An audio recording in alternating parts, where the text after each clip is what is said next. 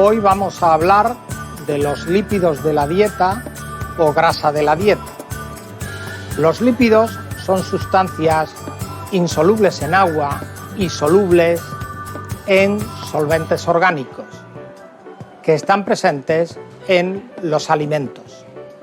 Fundamentalmente están formados por triglicéridos o grasas, y esos triglicéridos están formados por ácidos grasos y algunos alcoholes del tipo de la glicerina. Además de estos triglicéridos o grasa neutra, hay también fosfolípidos y otros componentes como el colesterol en el caso de los alimentos de origen animal y los fitoesteroles en el caso de los alimentos de origen vegetal.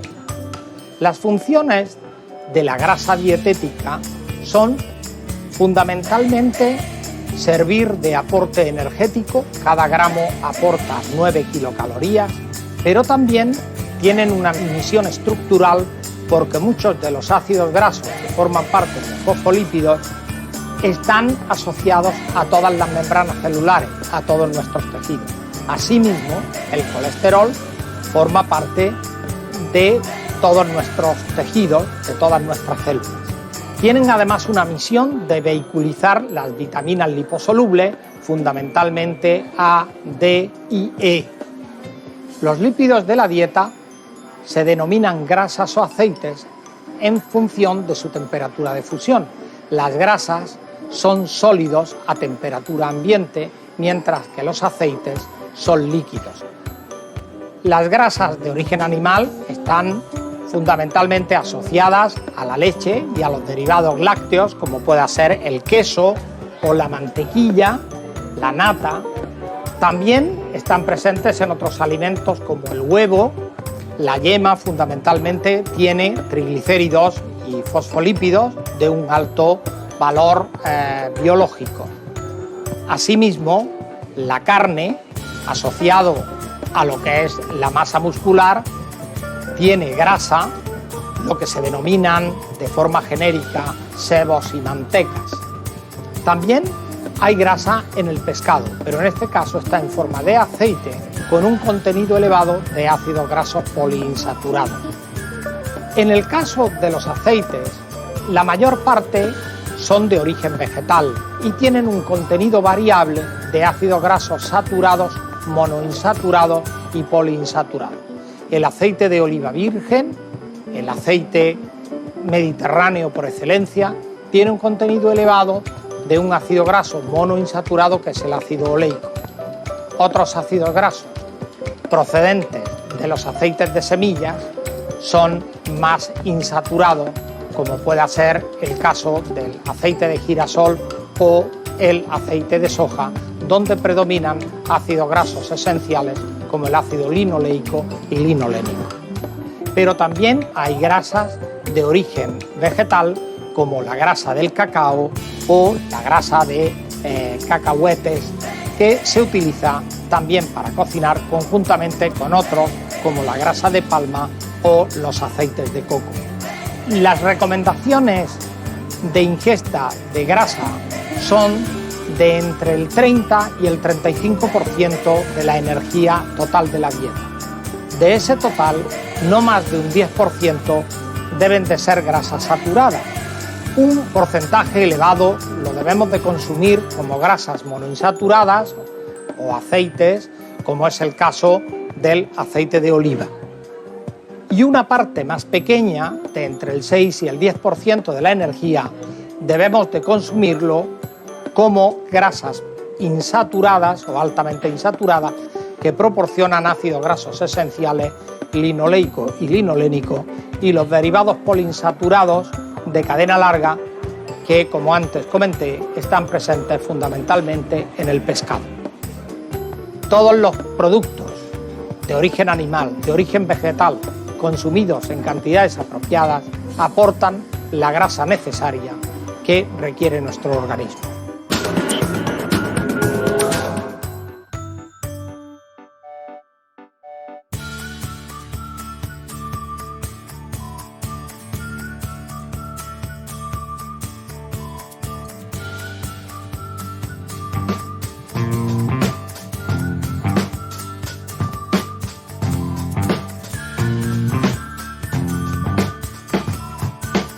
Cuando hablamos de los macronutrientes, nos referimos a las proteínas, los carbohidratos y las grasas.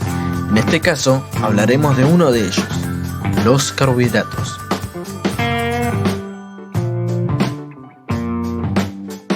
Carbohidratos, hidrato de carbono o glúcidos. Esos son los nombres por los que se los conoce. Los carbohidratos están constituidos por carbono, hidrógeno y oxígeno. La principal función de los carbohidratos es suministrarle energía al cuerpo, especialmente al cerebro, al sistema nervioso y otros tejidos. Una enzima llamada amilasa ayuda a romper y descomponer los carbohidratos en glucosa, un azúcar sencillo que el organismo utiliza como alimento para las células. Teniendo en cuenta la función que cumplen los carbohidratos, es importante que los incorpores a través de los alimentos. Los carbohidratos están presentes en los alimentos de diferentes formas y porcentajes, de los cuales podemos identificar dos grandes y diferentes grupos: los carbohidratos simples y los carbohidratos complejos. Los carbohidratos simples son básicamente azúcar o glucosa. Se encuentran, por ejemplo, en los dulces. Son fáciles de digerir y pasan en tu circulación sanguínea muy rápidamente. En cambio, los carbohidratos complejos se encuentran en granos y vegetales. Aunque los simples y los complejos proporcionan la glucosa, los carbohidratos complejos proporcionan varias ventajas alimenticias, que son las vitaminas, los minerales y las fibras. Los hidratos de carbono ingeridos a través de los alimentos deben convertirse en glucosa para que puedan ser aprovechados por el organismo. Cuando ingerimos hidratos de carbono simples, como la glucosa o la fructosa, estos son rápidamente absorbidos por el organismo, lo que ocasiona un aumento muy rápido del contenido de azúcar en la sangre. Rápidamente, el páncreas debe reaccionar segregando insulina, lo que permitirá que el azúcar pase de la sangre a las células. Debido a que este proceso se realiza muy rápidamente, se produce como consecuencia un doble efecto. Por una parte, la energía de los alimentos se consume demasiado rápido, por lo que al poco tiempo volvemos a tener hambre y necesitamos ingerir más alimentos para satisfacer nuestro apetito. Este exceso de comida es responsable de que las calorías sobrantes se almacenen en forma de grasa, dando paso al sobrepeso u obesidad. Por otra parte, la presencia de momentos en que se acumula un gran nivel de azúcar en la sangre o la existencia de periodos en que los niveles son demasiado bajos pueden ser responsables del desarrollo de enfermedades metabólicas como la diabetes o pueden incluso generar enfermedades cardíacas. Frente al rápido metabolismo de los hidratos de carbono simples, los hidratos de carbono complejos, como su nombre indica, funcionan de manera más compleja. Comúnmente se conocen como hidratos de carbono de absorción lenta. Dado que se trata de moléculas más grandes y complejas, antes de ser absorbidos se deben descomponer en hidratos de carbono simples para poder ser asimilados. Esto conlleva a que una vez que ingerimos alimentos que contienen este tipo de hidratos, las moléculas de glucosa se liberan poco a poco, de manera de que los niveles de azúcar en la sangre se mantienen más bajos y más estables durante mucho más tiempo que cuando ingerimos hidratos de carbono simples. Como consecuencia, nuestro organismo se encuentra saciado durante más tiempo y no se ve obligado por el hambre a comer con mayor frecuencia. Al no ingerir tantas calorías, existen menos probabilidades de acumular demasiada grasa en el organismo. Por otra parte, al mantener los niveles de azúcar en la sangre más estables, podemos evitar los periodos de hiperglucemia o hipoglucemia y prevenir enfermedades como la diabetes y otras anomalías causadas por un mal metabolismo de los glúcidos.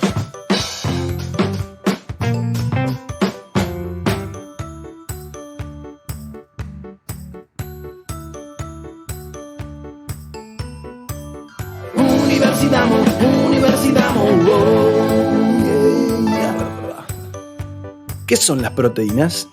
Las proteínas son unas moléculas que se encuentran prácticamente en todos los organismos vivos y tienen muchísimas funciones según el tipo de proteína. Están las estructurales, que son las que se encargan de formar músculos, tendones, huesos, pelo, órganos, incluso el órgano más grande, sí, la piel.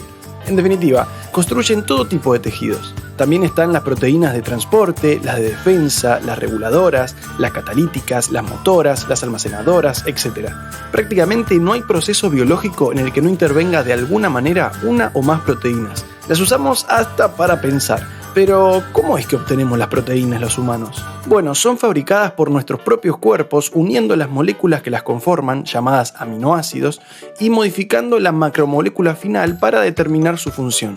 La unión de 2 o más aminoácidos recibe el nombre de péptido. Los que son de 2 a 10 aminoácidos se llaman oligopéptidos, los de 10 a 100 polipéptidos, y si es más de 100 es lo que frecuentemente se llama un montón. Digo, proteína.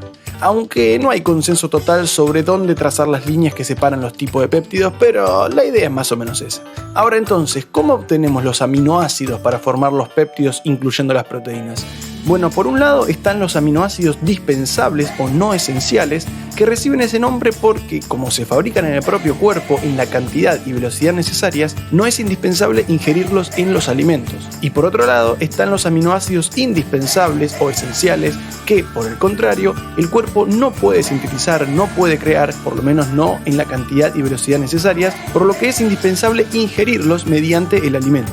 También hay aminoácidos que son indispensables, pero únicamente bajo ciertas condiciones especiales de salud o de edad, por lo cual se clasifican como aminoácidos condicionales. Y a su vez hay aminoácidos que pueden interconvertirse unos con otros dentro del organismo, a los cuales se los suele considerar nutricionalmente como la misma fuente. ¿A qué categoría pertenece cada aminoácido? Varía según la especie animal. Por ejemplo, acá pueden ver cómo se clasifican en humanos. Ajá, muy lindo, muy interesante todo. Ajá, muy bien. Y estos son algunos de los valores de referencia de los requerimientos proteicos y de cada aminoácido en la dieta humana.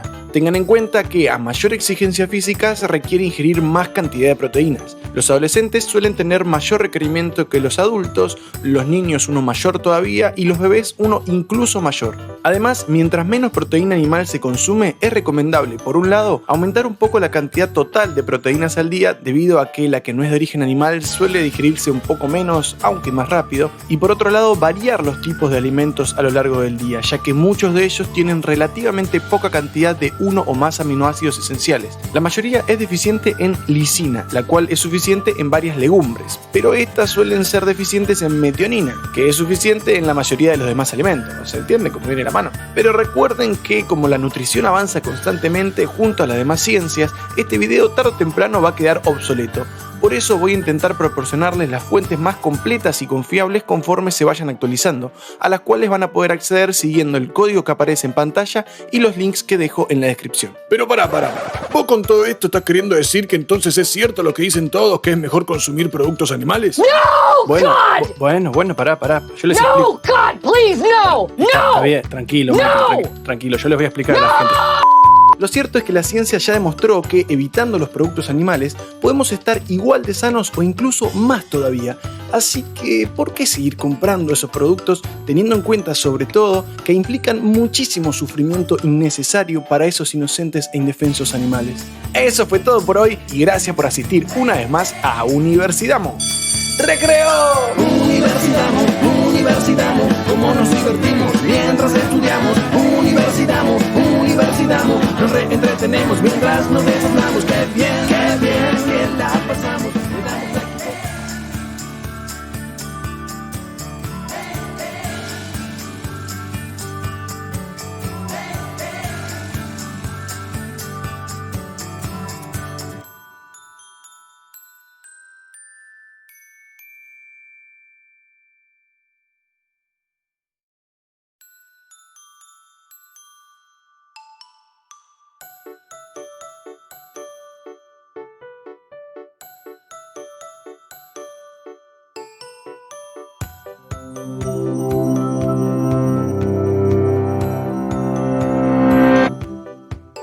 A, C, E, D, B, K. No se trata de un abecedario desordenado. Son vitaminas y son los bloques que mantienen al cuerpo funcionando. Las vitaminas son compuestos orgánicos que hay que ingerir en pequeñas cantidades para seguir funcionando. Son las obreras que construyen, defienden y mantienen el cuerpo, ayudan a formar los músculos y huesos, a usar los nutrientes, captar y usar energía y sanar heridas. Si aún dudas del valor de las vitaminas, Piensa en los marineros de antaño que no tenían acceso a frutas y verduras frescas y ricas en vitaminas. Contraían escorbuto. Pero la vitamina C, abundante en frutas y verduras, era el antídoto contra esta enfermedad. Si bien las bacterias, los hongos y las plantas producen sus propias vitaminas, nuestro cuerpo no, y hay que obtenerlas de otras fuentes. Entonces, ¿cómo las incorporamos? Las vitaminas son de dos tipos, liposolubles e hidrosolubles, y según el tipo, se determina cómo el cuerpo las transporta, almacena y elimina el exceso. Las hidrosolubles son la vitamina C y los 8 tipos de vitaminas del grupo B, cada una con una función determinada. Están disueltas en el contenido acuoso de las frutas, verduras y granos, lo que significa que su asimilación es relativamente directa. Una vez en el sistema, se digieren los alimentos y las vitaminas que tienen van directamente al torrente sanguíneo. Para las vitaminas liposolubles, disueltas en la grasa de alimentos como los lácteos y los aceites, este viaje hacia la sangre es más complicado. Estas vitaminas pasan por el estómago y el intestino, donde una sustancia ácida llamada bilis, secretada por el hígado, fracciona la grasa y la prepara para su absorción a través de la pared intestinal. Como las vitaminas liposolubles no pueden usar el medio acuoso sanguíneo, necesitan ayuda para trasladarse, y eso viene de las proteínas que se unen a las vitaminas y hacen de mensajeros, transportándolas a través de la sangre por todo el cuerpo. La diferencia entre las vitaminas hidrosolubles y las liposolubles determina cómo llegan a la sangre y cómo se almacenan y eliminan del cuerpo. La capacidad de nuestro cuerpo de distribuir las vitaminas hidrosolubles por la sangre tan fácilmente implica que la mayoría puede eliminarse con igual facilidad por los riñones. Por ello, la mayoría de las vitaminas hidrosolubles se deben reponer a diario a partir de los alimentos que ingerimos. Pero las vitaminas liposolubles tienen un efecto más duradero, pues pueden acumularse en el tejido hepático y adiposo. El cuerpo trata estas partes como una despensa donde almacena las vitaminas y las consume cuando es necesario. Aclarada la logística de transporte y almacenaje, las vitaminas pueden hacer su trabajo. Algunas, como muchas del grupo B, forman coenzinas cuyo trabajo es ayudar a las enzimas a liberar la energía de los alimentos.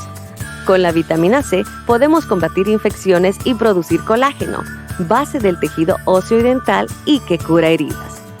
La vitamina A ayuda a hacer leucocitos, clave en la defensa del cuerpo. Ayuda a formar los huesos y mejorar la vista, cuidando de los fotorreceptores. La vitamina D absorbe el calcio y fósforo, necesarios para el desarrollo óseo, y la vitamina E actúa como antioxidante, eliminando elementos que pueden dañar las células. Por último, con la vitamina K podemos coagular la sangre, puesto que ayuda a crear las proteínas que hacen este trabajo. Sin esta variedad de vitaminas, enfrentamos diferencias que causan problemas como cansancio, daño neurológico, cardiopatías y enfermedades como el raquitismo y el escorbuto. Por otro lado, el exceso de vitaminas puede causar intoxicación. Aquí muere el mito que cargarse de suplementos vitamínicos es buena idea. En realidad, todo es cuestión de mantener el equilibrio y dar con la combinación perfecta de vitaminas.